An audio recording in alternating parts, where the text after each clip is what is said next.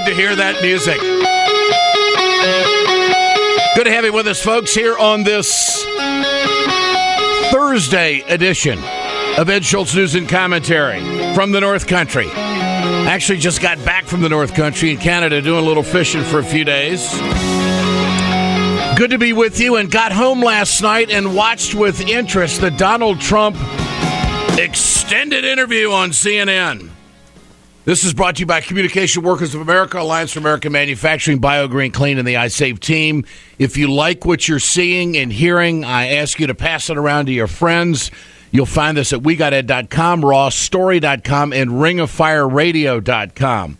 And I've had some other opportunities, and I'm just sitting back waiting to see what's going to happen, and I'm enjoying life. And I appreciate you checking in with what we are producing here, and it's only going to get better time and time again, day after day. We're building.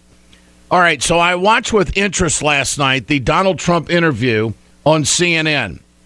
Number one, it's smart programming because it's giving the American people a real inside look at Trump in an hour-long interview, which is a kind of programming that I think that viewers are going to need. But in the midst of doing long interviews comes a little hitch in the giddy-up, so to speak.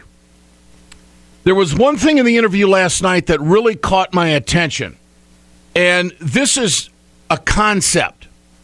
And this is what I think is playing into the popularity of Trump right now. He says things that are appealing to people, but he leaves the detail off to the side of the road.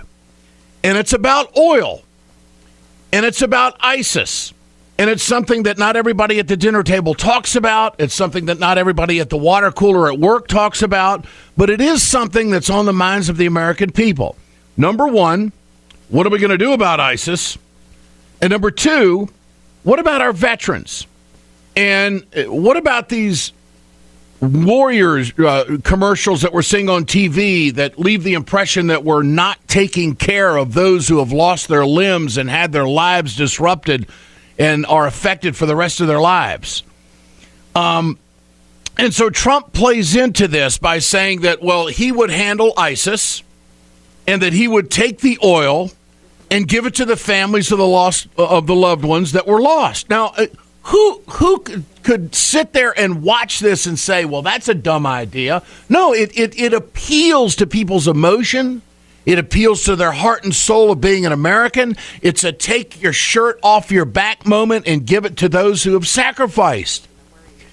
But the devil in the detail is, okay, now what are we going to do that we have this oil? Here's the sound cut that I found that I think is somewhat of a soft underbelly that would be a great debate question for Trump. How are you going to logistically do this? Here's the sound cut.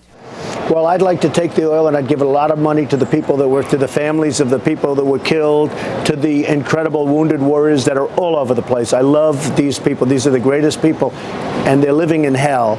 And I'd give lots of money to them, their families. I mean, look at all the people. We spent $2 trillion, thousands of people killed, thousands, tens of thousands of wounded. We have nothing. Right now, Iran is going to take over Iraq, and ISIS has already taken big parts of the wealthy section of Iraq. Would it be worth creating more wounded veterans in order to do what you want to do there? Well, I see what I would do. You wouldn't have that many, I will tell you. I would just take over the source of their wealth. A big source of their wealth is the oil.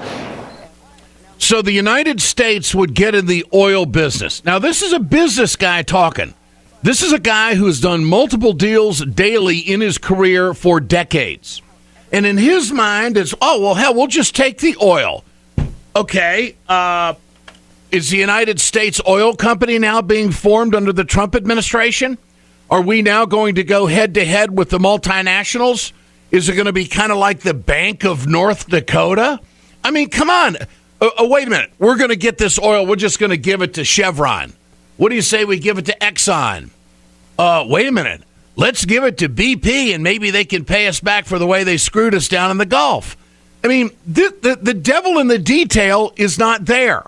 So the United States military would take over the oil fields, and then what are we going to do with it? And what is the logistical nightmare of deciding who gets money and what family doesn't, and how much are they going to get? I mean, these are things that Trump has to explain to the American people. Now, he explained the emotion of it.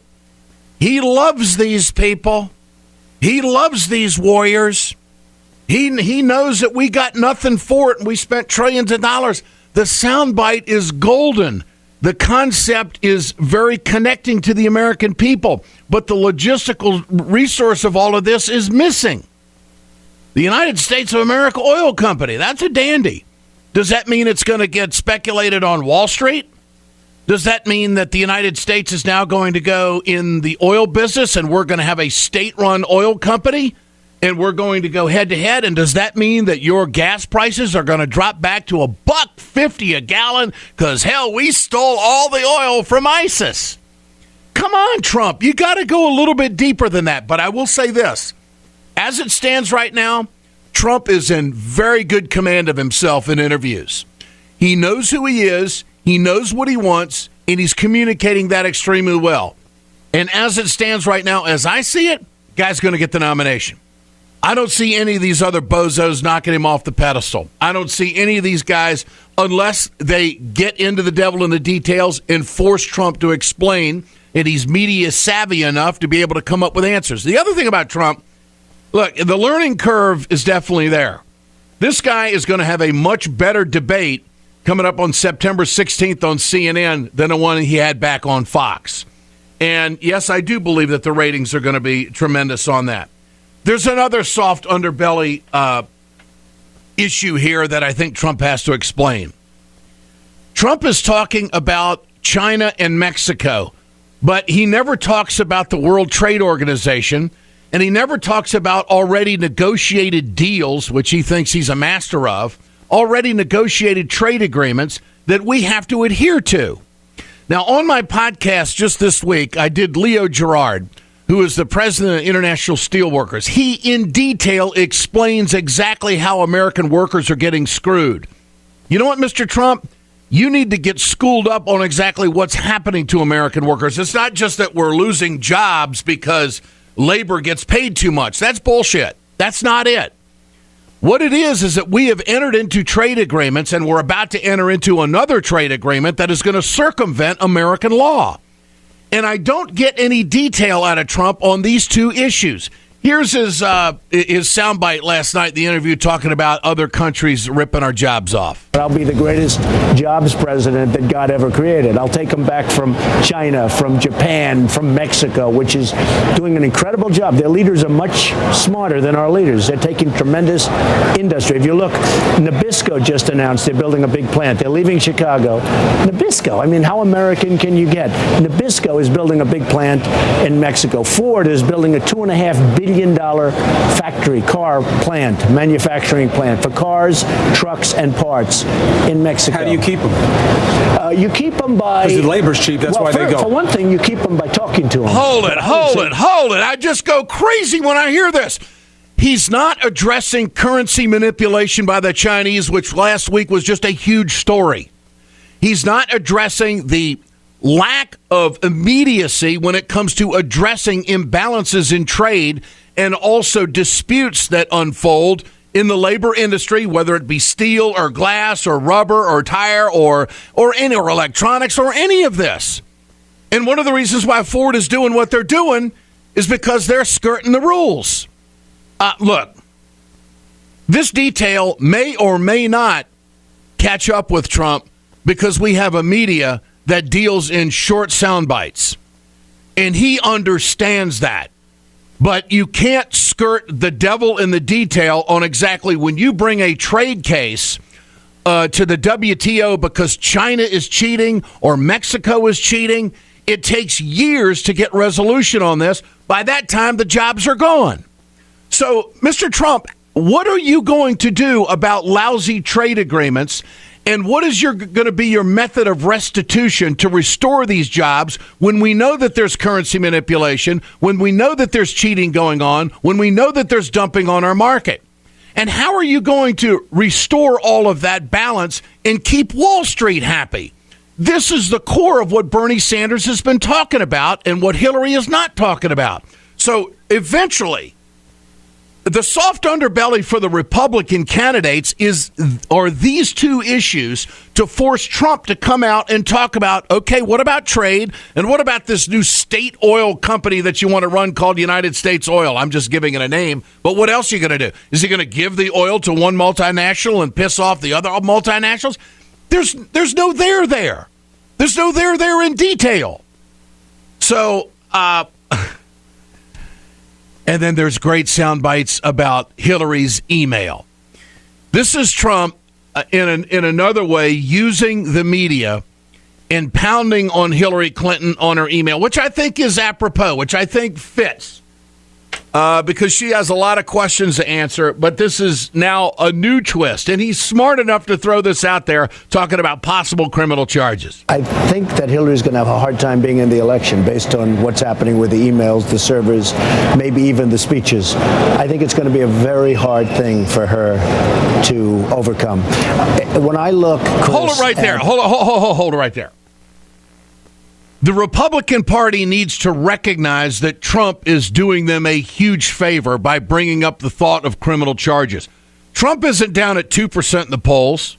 Trump isn't down there at 5%. Trump is leading the pack in every poll. Trump is going to be leading the pack for a long time. The fact is that he is owning the camera. He is owning the headlines in the media cycle, and he's talking about exactly what the Republicans want to hear. Something's wrong with Hillary Clinton. Oh, by the way, there could be criminal charges. I apologize. I interrupted. Play it again. I just go nuts on this. I think that Hillary's going to have a hard time being in the election based on what's happening with the emails, the servers, maybe even the speeches. I think it's going to be a very hard thing for her to overcome. When I look, Chris, at what happened with Petraeus on a much smaller level, great general, wonderful guy, everybody loves him, and they've destroyed his life over much less. I mean, in terms of confidentiality, in terms of importance, much less and far fewer. And it would seem hard to think that somebody could have a much worse situation than him and escape. And what's the purpose of it? You know, it's always skirting the edge. What's the purpose of it? In the end, she had something in mind. She didn't want people to know or something. But what is she doing? Why is she doing it? I think it's devastating for the election, but I think her bigger problem is not the election. I think her bigger problem is going to be the criminal problem.